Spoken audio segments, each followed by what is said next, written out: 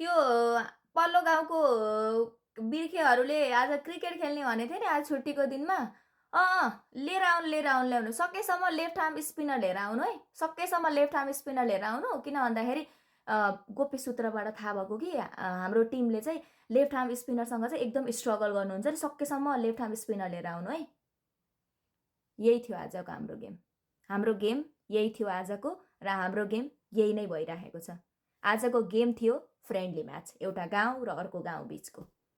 यो गेम हामी सिडब्ल्युसी लिग 2 को हामी 2 पोइन्ट स्कोर बटुल्नको लागि 2 पोइन्ट बटुल्नको लागि हामी खेलेकै थिएनौँ। आजको गेम चाहिँ यथार्थ यही थियो र आजको गेमको यथार्थ हेर्नुहुन्छ भने आज ओमानले हामीलाई हाम्रै होम ग्राउन्डमा आउट प्ले गरेको, आउटस्ट्यान्डिङ पर्फर्मेन्स दिएको र ओमानलाई वेल प्लेड, एकदम वेल प्लेड भन्न चाहन्छु म। 306 रनको टार्गेट पाएका थियौँ हामीले।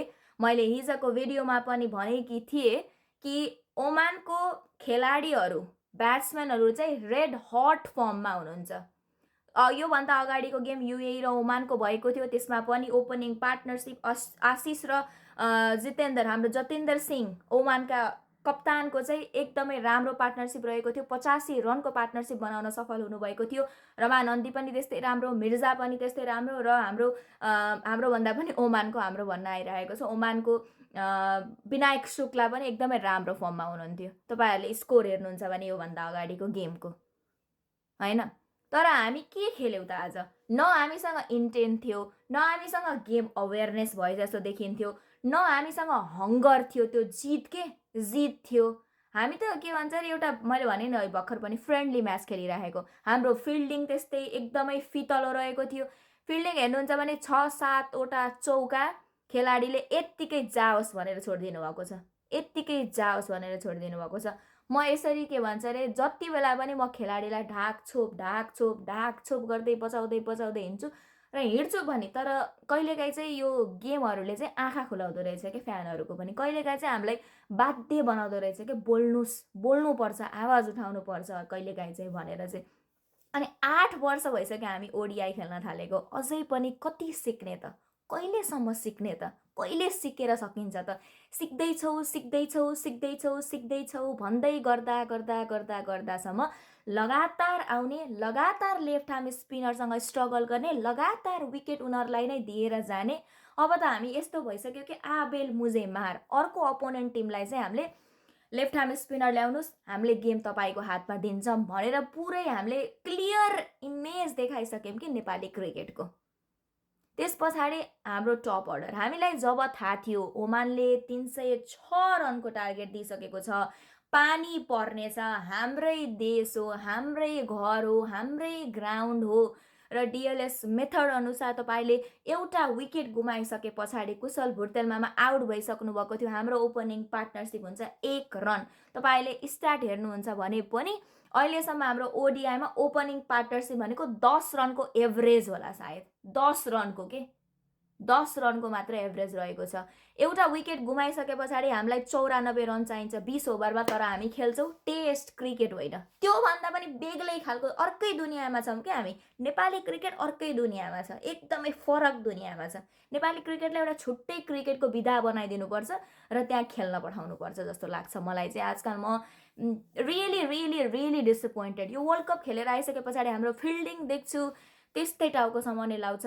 ब्याटिङ अर्डर कोल्याप्स, टप अर्डरको ब्याट्सम्यानहरूबाट कुनै प्रकारको एउटा 1% पनि मैले चाहिँ हामी 20 ओभरमा चाहिँ हामीले 94 रन हान्ने हो भन्दा पनि उहाँहरू जति सक्दो एकदमै स्लो खेलेर झम पानी पर्छ र हामीले 1 स्कोर पाइन्छ। ओमनसँग हामीले सेयर गरेर खेलेको जस्तो देखियो आज। त्यस पछाडि म अर्को के भन्छ अरे के छ भन्दाखेरि चाहिँ मलाई अर्को क्वेसन गर्न मन लागेको कुरा चाहिँ पहिले थाहा थियो त्यो के भन्छ अरे हामी पुरानै प्लेइङ 11मै जान्छौँ। अनि त्यस पछाडि विनोद दाई र अर्जुन कुमार भाइ चाहिँ प्लेइङ 11मा पर्नुहुन्न, त्यो हामीलाई पहिले थाहा भएकै कुरा हो। हामी 2-3टा म्याच त हामी पुरानैसँग जान्छौँ। तर अब पनि कति पुरानोसँग जाने कि हामीसँग हाम्रो बेन्च स्ट्रेन्थलाई पनि ट्राई गरौँ न। जसै गेम हार्नै छ एकचोटि ट्राई गरौँ न। त्यस पछाडि अर्को प्रश्नवाचक चिन्ह के खडा भइरहेको छ भन्दाखेरि अहिले नेपाली क्रिकेटको कुरामा चाहिँ हामीसँग लेफ्ट ह्यान्डेड ब्याट्सम्यान खै तपाईँ ओपनिङमा लेफ्ट ह्यान्डेड ब्याट्सम्यान छैन हाम्रो, हामीसँग टप अर्डरमा लेफ्ट ह्यान्डेड ब्याट्सम्यान छैन। तपाईँ स्क्वाडमै हेर्नुहुन्छ भने हामीसँग 2 जना मात्र लेफ्ट ह्यान्डेड ब्याट्सम्यान हुनुहुन्छ, बासिर अहमद र गुलसन शाह। 2 जना। त्यो पनि उहाँ माथि आएर खेल्नुहुन्न। उहाँ आउनुहुन्छ मिडल अर्डरमा बासिर अहमद अनि त्यसरी लोअर अर्डरमा आउनुहुन्छ गुलसन शाह। त्यति बेला हाम्रो गेम सबै कोल्याप्स भइसकेको छ। उहाँ ब्याट्सम्यान हुनुहुन्न, उहाँले आएर गेम बचाउन सक्नुहुन्न र सधैँ एभ्री टाइम बलरले आएर खेल जिताउने हुँदैन। अस्तिको गेममा युएईसँग खेल्दाखेरि ओके बलरले गेम जिताउनु भयो, त्यो आफ्नो ठाउँमा छ। तर आज हेर्नुहोस् त, पेस बलिङ केही पनि काम लागेन। त सोमपाल दाइले 4 वटा विकेट लिनुभयो, गेम नजितिसके पछाडि त्यो 4 वटा विकेटको केही काम पनि छैन। तर विकेट पनि कुन प्रकारले गएको थियो भन्ने कुरामा काम लाग्छ कि अस्ति युएईसँग खेल्दाखेरि वसिम र अक्षदीप नाथको विकेट एकदमै आवश्यकता थियो, पार्टनरसिप एकदम बनिरहेको थियो, त्यो ब्रेक थ्रु प्रोभाइड भयो। त्यति बेला त्यस पछाडि हाम्रो गेम हाम्रो हातमा पल्टिएको। तर आज चाहिँ जतिन्द्र सिंहले 130 रन बनाइसके पछाडि सोमपाल दाइले विकेट लिएर केही पनि काम देखेन। त्यस पछाडि लास्टमा 300 स्कोर बनाइसके पछाडि सोमपाल दाइले विकेट लिनुभयो, त्यही पनि उहाँले 59 रन दिनुभएको छ। करण दाइको हेर्नुहुन्छ भने आज केही पनि विकेट आउन सकेन। अस्तिको गेममा उहाँले 4 वटा विकेट लिन सफल हुनुभएको थियो, आज उहाँको विकेट आएन। 60 रन खर्चिनु भएको छ उहाँले। गुलसन भाइलाई बलिङमा ल्याएको थियो, 6 ओभर गरेर 49 रन खर्च गर्नुभएको छ। र सधैँ 2 जना खेलाडीले मात्रै खेलेर चाहिँ गेम जितिँदैन हजुर। कहिलेसम्म दिपेन्द्र सिंह ऐरीले खेल्दिने र कहिलेसम्म सन्दीप लामिछानेले खेल्दिने। दिपेन्द्र दाइको पनि वर्ल्ड कप पछाडि एकदमै राम्रो टचमा रहनु भएको छ। दिपेन्द्र दाइ पनि रेड हट फर्ममा रहनु भएको छ, अहिले एकदमै राम्रो फर्ममा, र उहाँको फर्म यसरी नै बरकरार रहिरहोस्। तर कहिलेसम्म 2 जनाले मात्रै नेपाली क्रिकेटलाई यसो यति भए पनि काँध दिने त नि। स्यान्डी त सधैँ नै एकदम आउटस्ट्यान्डिङ प्लेयर रहिरहनु भएको छ, आउटस्ट्यान्डिङ एकदमै राम्रो। तर कहिलेसम्म, अन्टिल वेन कहिले जाग्ने त नेपाली क्रिकेट वास्तवमै, कहिले जाग्ने त? हामीले नेपाल ए को रेड स्क्वाड बनाएका छौँ र नेपाल ए को ब्लू स्क्वाड बनाएका छौँ। हामीसँग नेपाल ए छुट्टै स्क्वाड रहेको छ ओडिआईको, होइन? हामीसँग के भन्छ रिजर्भ प्लेयरमा ईशान पाण्डे हुनुहुन्छ, जो एउटा खेलाडी हुनुहुन्छ, लेफ्ट ह्यान्डेड ब्याट्सम्यान हुनुहुन्छ। उहाँलाई चाहिँ हामीले कहिलेसम्म लुकाएर राख्ने, कहिले ल्याउने त उहाँलाई? हामीले स्ट्रगल गरिराखेका छौँ क्या, हामी स्ट्रगल गरिराखेका छौँ। एउटा लेफ्ट ह्यान्डेड ब्याट्सम्यान ल्याइसके पछाडि फिल्डिङमा चेन्ज होला, बलिङमा चेन्ज होला, त्यस पछाडि केही स्कोर गर्न सकिएला। म त के भन्छ अरे नबोलौँ किन नबोलौँ जस्तो हुन्छ कि। सो त्यही भएर जति हारे पनि जिते पनि यो क्रिकेट टिमको एकदमै धेरै माया लाग्छ। तर लागे तापनि कहिलेकाहीँ चाहिँ फ्यानले पनि आँखा खोल्नुपर्ने आवश्यकता रहेछ।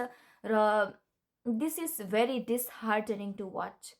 केही पनि थिएन क्या आज हामीमा। एउटा ऐरी र स्यान्डीलाई छोडौँ र अरू 9 जना खेलाडीको खेल हेरौँ। के थियो त? केही थिएन, केही पनि थिएन हाम्रो गेममा आज। न इन्टेन्ट थियो, मैले अघि भनिसकेँ, न एउटा ब्याटिङ एउटा के भन्छ अवेरनेस छ, कसरी खेल्ने हो भन्ने नि थाहा छैन। त्यसै क्रिकेटको ब्याट पक्रेर हामी मैदानमा गयो जस्तो देखियो कि। अब बोलिम भने तपाईँ आफै खेल्न जानुहोस् न त भनेर मलाई अट्याक गर्न आउनुहुन्छ होला। तर पनि के भनौँ, अब यस्तै छ नेपाली क्रिकेटको reality, and reality sucks basically. यही नै हो, जसो गरे पनि माया अब यही क्रिकेटकै लाग्छ, होइन? राति नसुतिकन के निन्द्रै खराब गरेर, होइन यो गेममा चाहिँ कसरी हुन्छ, के हुन्छ, 5-6 घन्टा यसमा यो गऱ्यो भने के हुन्छ भनेर खोजेर बस्छु। तर पनि केही चेन्जेस देखिन्न, अनि त्यसले चाहिँ चित्त दुखाउँछ। जे भए पनि सधैँ नेपाली क्रिकेटको जय होस्। जय नेपाल, जय नेपाली क्रिकेट। र अर्को गेममा चाहिँ हामी केही चेन्जेस एक्सपेक्ट गरिरहेका छौँ र आशा छ सेलेक्टर भन्दा पनि कोचले पनि ध्यान दिनुहुनेछ यो कुरामा। र प्लिज हामीले खेल्ने क्रिकेट खेलौँ, त्यति नै भन्न चाहन्छु। धन्यवाद। Thank you so much for watching guys.